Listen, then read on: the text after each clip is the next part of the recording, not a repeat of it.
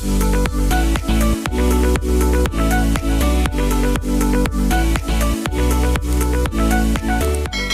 morning guys! Nandito na kami ni Mika ngayon sa airport, Terminal 3 kasi going to Tokyo kami. Napakaaga ng flight namin kaya talagang inagahan namin ang punta kasi nga masyado maraming tao dito. Okay naman, smooth ang check-in, okay sa immigration, dire-diretso. Magbe-breakfast muna kami ni Mika, tapos pupunta na kami sa boarding gate. Dito na lang kami ni Mika bumili sa Jamaican kasi ayaw namin ng rice. Ito lang din breakfast ko, Jamaican patty. Kasi sobrang aga pa, 4 o'clock past 4 a.m. Hindi ko kayang kumain ng kung ano-ano. Si Mika rin Jamaican, tsaka ito. Potato corner, tapos nag-coffee lang siya. Past 4 in the morning, pero tingnan nyo kung gaano karaming tao. Terminal 3. Ayan si Mika sa harapan ko. At least ang dami na ngayon palang makakainan dito, papunta sa boarding gate. Hindi Tapaking lang at Kenny Rogers. Ang daming choices. Nasa boarding gate na kami si Mika. Wala naman kaming access to the lounge eh. Kaya dito lang kami. We are now boarding. Pero ngayon ako naka-experience na sasakay pa ng bus. Ayun yung bus. Going to the plane.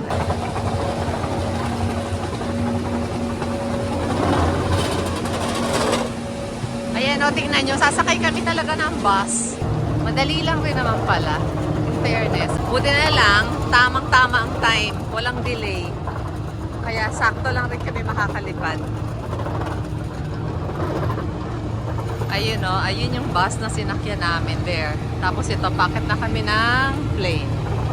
Malaking eroplano ng Cebu Pacific. Mukhang bago to. Bago ang eroplano ng Cebu Pacific.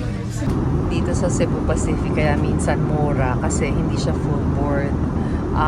Hiwalay ang cost ng pagkain pati yung baggage. So ito yung pagkain na in-order ko, adobo.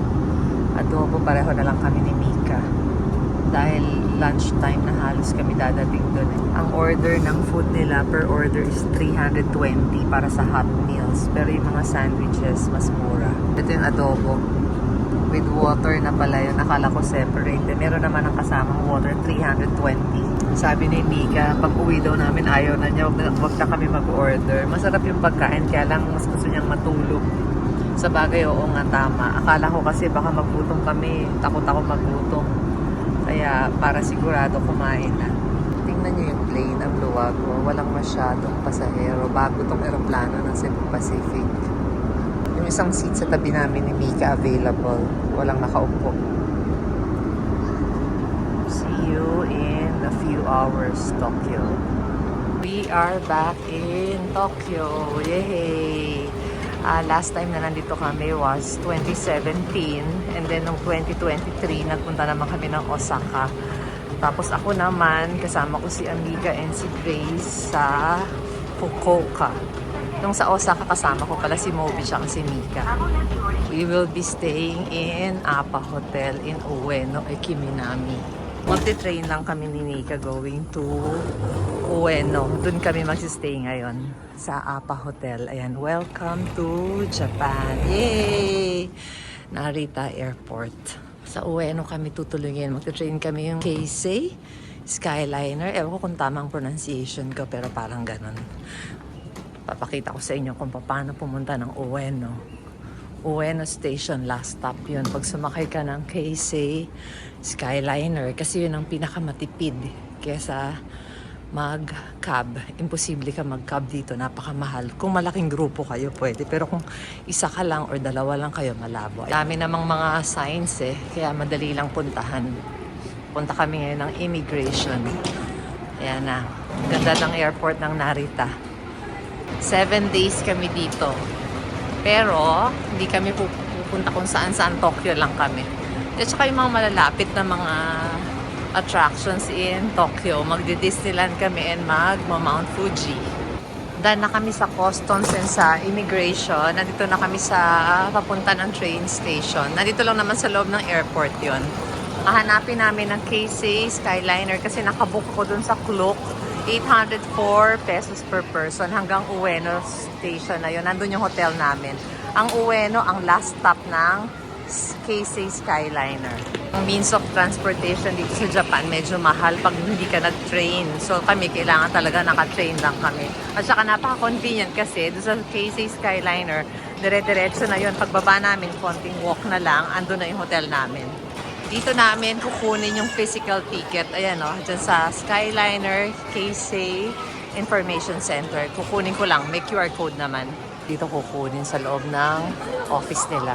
So, ito na yung physical ticket. Nakuha ko na dyan sa Keisei Information Center.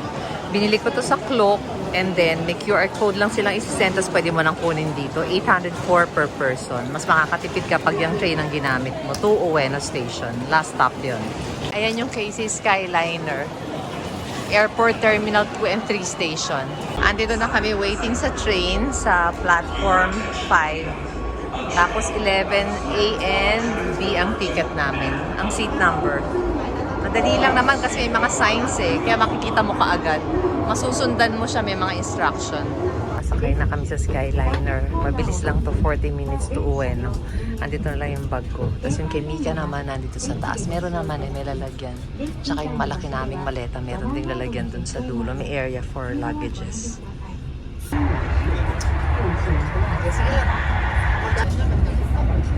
Ayan yung ticket namin na 804 ang isa. Bali 1608 kaming dalawa ni Mika. Pag uwi namin, going to airport, yung ganito rin ang gagamitin namin, Skyliner. Para diretso na sa airport. Konnichiwa. Konnichiwa, Japan. 1 hour way to Ueno Station. Last stop yun. Via Keisei Skyliner. Napaka-convenient from airport to hotel na mismo. Kaya yun ang pinili kong hotel eh. APA Hotel. Ueno Ekiminami. Kasi isang sakay lang from airport. Pagbaba namin, doon na. Konting lakad lang. Yun na mismo yung hotel. Kasi pag sa ibang area, ang hirap may mga transfer pa. Ito hindi. One ride lang talaga. Pati yung pabalik namin. Pag uwi namin, doon lang rin kami sasakay sa Ueno Station naman. Balik namin Narita Airport. Dito rin, Skyliner din. Na 804 per person sa Klook. Nakababa na kami dito sa Ueno Station. Last stop. Ngayon, mag-Google Maps na kami going to the hotel. Dito kami lumabas. Keisei Ueno Station. Hahanapin na namin ang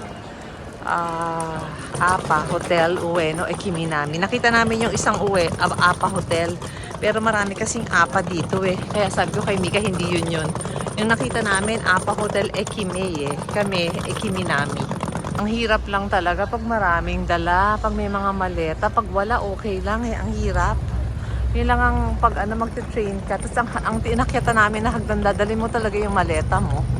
Hinahanap pa rin namin. Nakalagay 6 minutes walk. Pero syempre, hinto kami ng hinto. Dala nga pagod. Ang hirap ng maraming dalang maleta. Ito pa rin kami naglalakad. Ayun si Mika, ang layo na sa akin. Kasi ako ang hirap nag-vlog. Nahirapan ako dahil may vlog akong kasabay. Kaya ang bagal ko. Ang hirap pala ng ginagawa talaga ng mga nag-vlog. Effort talaga. Ayan o. Nahanap namin ang APA Hotel Ekiminami. Finally, ito na kami. APA Hotel Ueno Ekiminami. Ayan, mag-check-in na kami. Maganda yung lugar niya. Ayan ang lugar niya. Maraming kainan sa baba. Maganda ang place ng hotel namin. Mabilis naman ang check-in. Self-check-in. Ito yung room namin, 1407. Inside the room na ako nitong APA Hotel Ueno Ekiminami. Ayan, makikita nyo, medyo maliit lang talaga ang rooms dito sa Japan. Double size yan. Tapos meron lang table. Yung maleta namin, nagkasya naman. May TV, may salamin. Tapos tingnan natin ang banyo. Ito ang banyo niya. Oh. Automatic naman. Sensor yan eh. Oh. Maliit lang siya pero at least okay. Ayan. Meron namang mga kung ano-anong mga cotton buds, mga sabon, shampoo meron. Tapos ito meron din dito. Ayan. Ayan. Maliit lang talaga room ng APA, no? Ano to? 35,000 for 6 nights. Medyo mahal talaga sa Japan. Mahal dito ang hotel. May hanger. Ayan, merong bedside lamp. May mirror. Ayan na yun. Ayan na siya. Hanapin ko kung nasa ng ref. May ref ba? Mini ref. May mini ref. Yan ang mini ref. Tapos meron namang mga pajama, sleepwear. Ayun, may basurahan.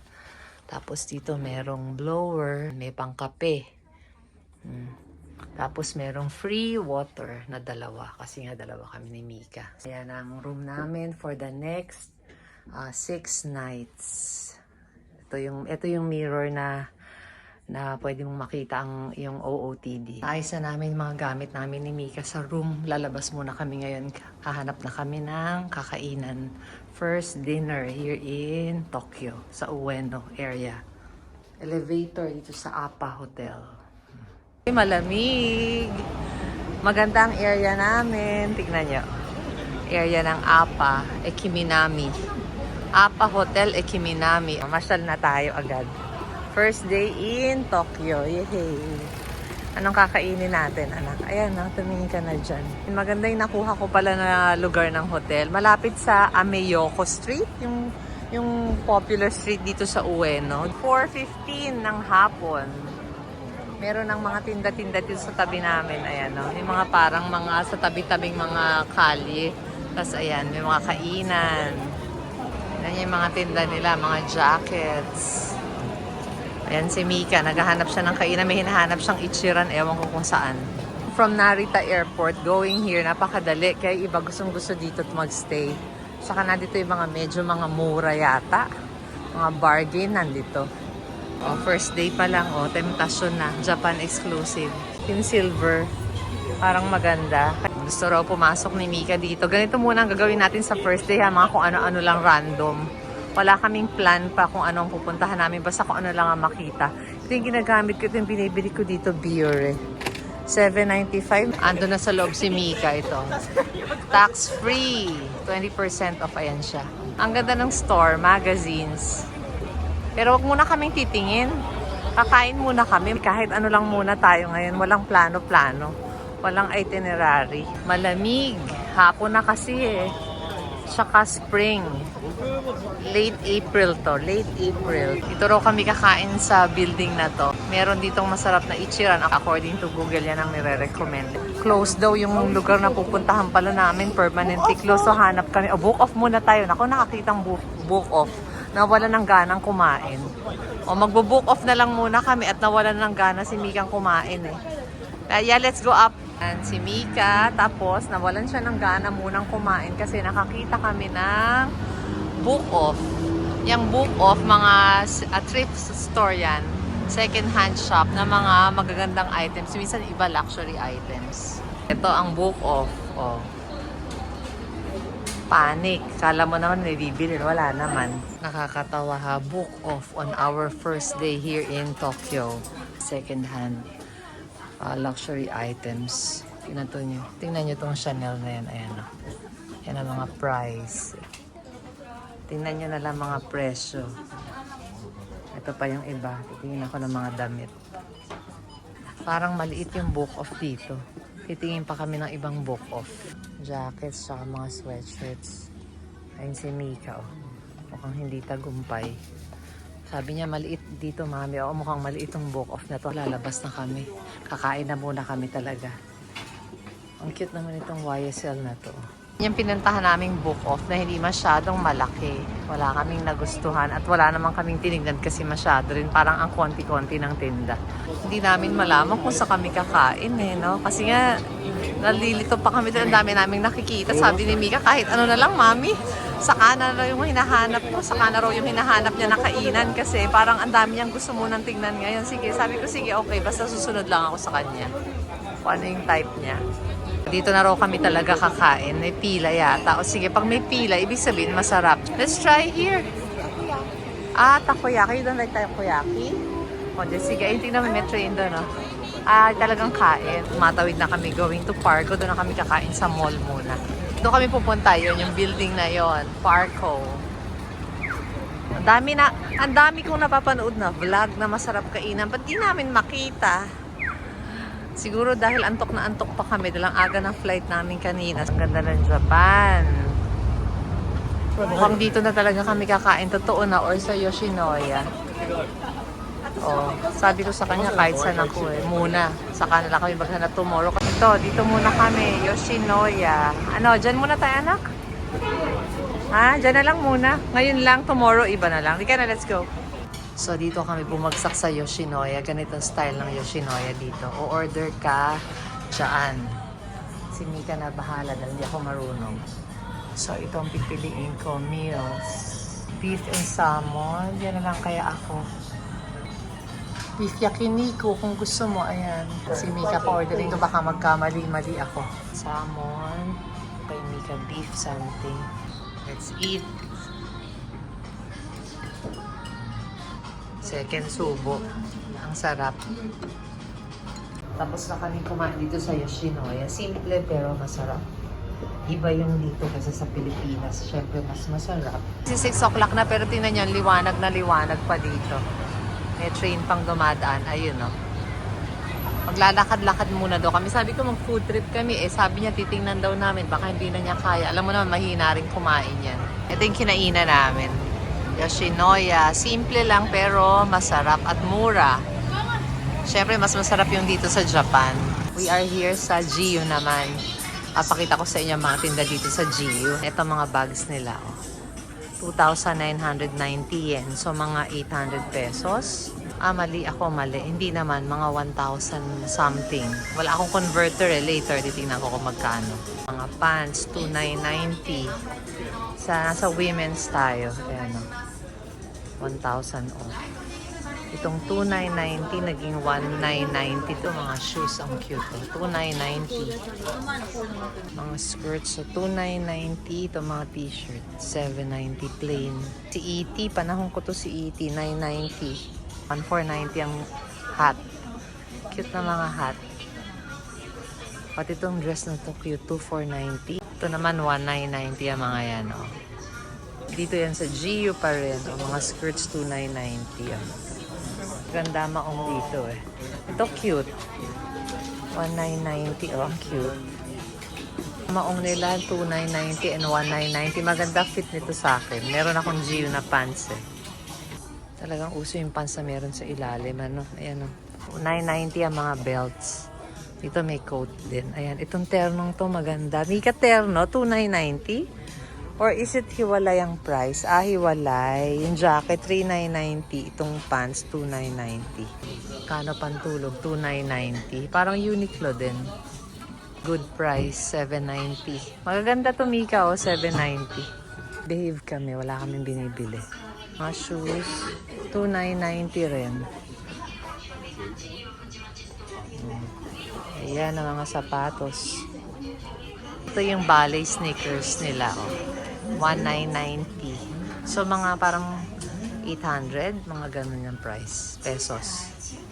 Lalabas na kami dito. Uniqlo naman to, pero parang wag na muna. Uuwi na muna kami sa hotel. Babalik na kami. Ang lamig.